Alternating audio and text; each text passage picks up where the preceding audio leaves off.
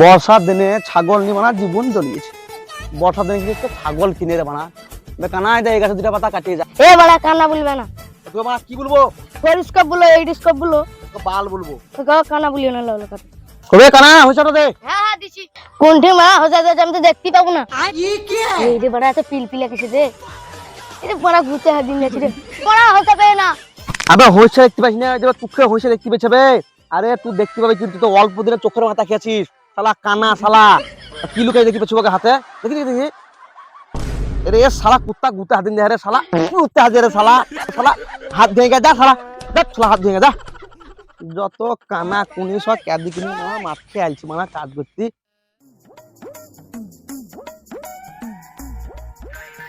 কানালে আর কাটবো না রে, ধরলে পরের গাছ বানা চলে আসবে, তোকে পাই নাই।